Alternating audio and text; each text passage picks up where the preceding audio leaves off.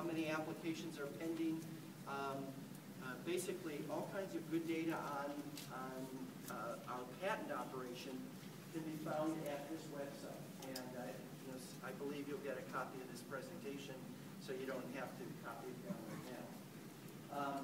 To give you an idea, though, for those of you who have already dealt with the patent office, you know you wait a long time before you hear from us, right? But once you hear from us, once we start the process, it's about 10 months. It goes very quickly after that. The actual examination is very quick, about 10 months average, okay, 10 to 12 months. But you wait 2 years, sometimes longer. If you're in the communications area, you may wait 3 years, 4 years. In our business methods area, the financial services industry, in some of those areas we had backlogs that were approaching 10 years. It's an embarrassment to us.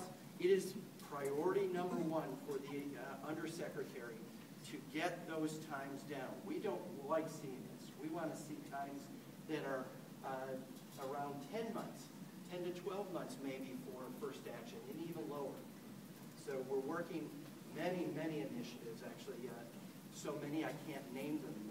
He's just very active in coming up and trying to address this problem. We talked about statutory considerations, novelty, inventive step, or obviousness. Just be aware that your application is, I always say, innocent until proven guilty.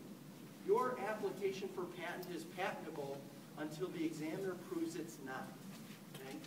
So every application coming into our doors is considered patentable unless we can prove otherwise. What do we measure that against? We measure it against our patentability statutes. 101 basically says your invention has to be new and it has to fall in one of 4 statutory categories. It has to be a process, a machine, a product or manufacture, or a composition of matter. Okay? If it doesn't fall into one of those, it's not patent eligible. Okay? 102 sets forth the novelty requirement. It must be new. Because of our first 2 file system, that statute actually gets quite complicated. You don't have to think in terms of the complications when you're filing. Just thinking my invention has to be new. Okay? Inventive step or non-obviousness is set forth in our statute 103. What's important about that statute is that it doesn't matter how you made your invention. Inventions don't have to be a flash of genius. Okay? They can be made after thousands of hours or hundreds of hours of laborious effort. It doesn't matter how the invention is made.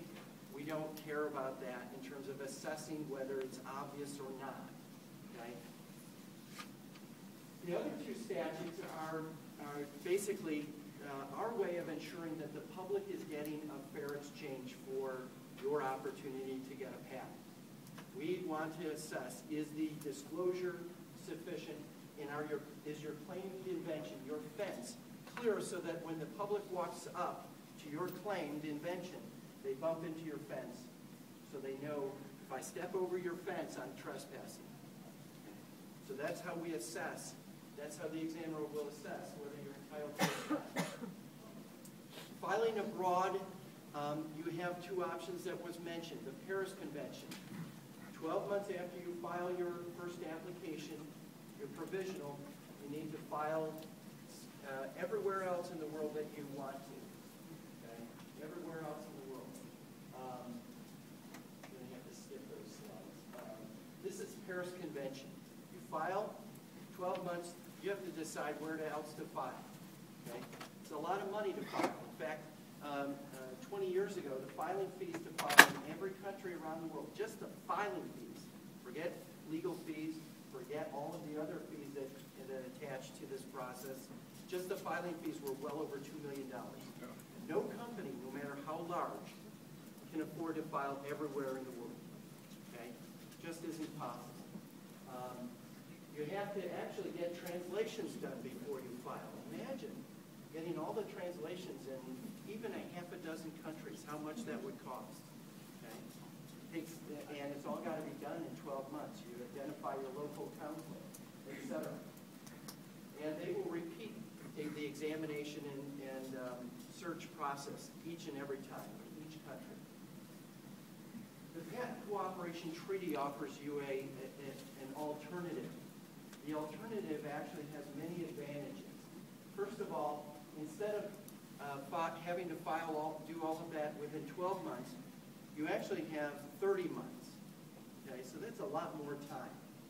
That alone it makes the PCT international process worth considering. But in addition, during that process, an international searching authority will search and give you a preliminary evaluation of the patentability of your claimed invention.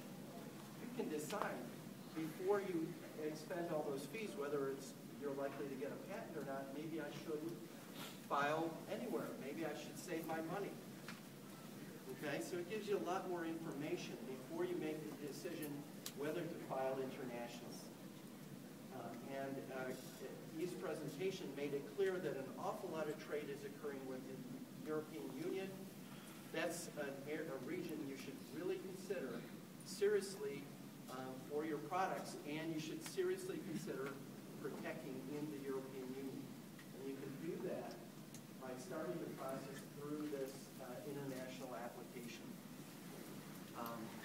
It's somewhat complicated. We, again, usually recommend using an attorney or agent that's familiar with this process. At this point, I guess I do have some resources. I think it was mentioned searching foreign patents, the eSpaceNet.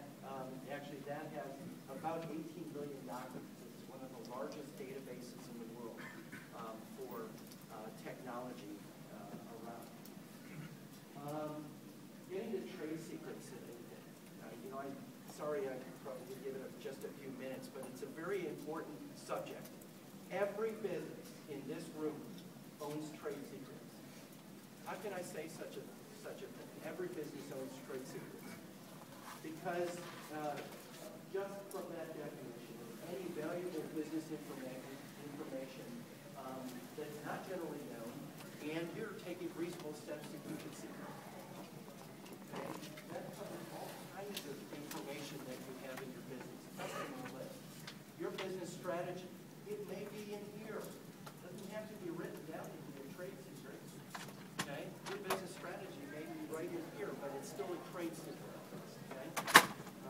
As long as it's valuable, as long as you're taking reasonable steps to keep it secret.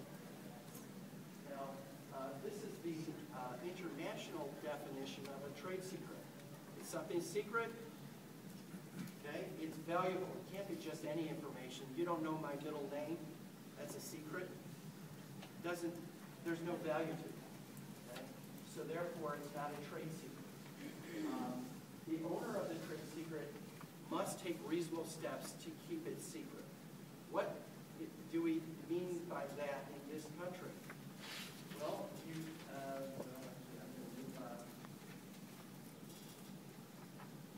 I didn't include the slides.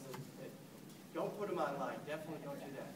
No, basically, generally in this country, we recognize in our common law 3 mechanisms to keep it secret. One, limit access. We heard about Coke's trade secret. Very few people have access to it. Limit access on a need-to-know basis, okay, to your trade secrets. Number 2, with your employees, make sure that they're signing confidentiality agreements saying that they won't disclose your trade secrets. How long should they keep your trade secret secret? Forever, indefinitely, basically. There's no end term on this. As long as you're keeping it secret, as long as you're maintaining it's valuable to you, never, even when they quit,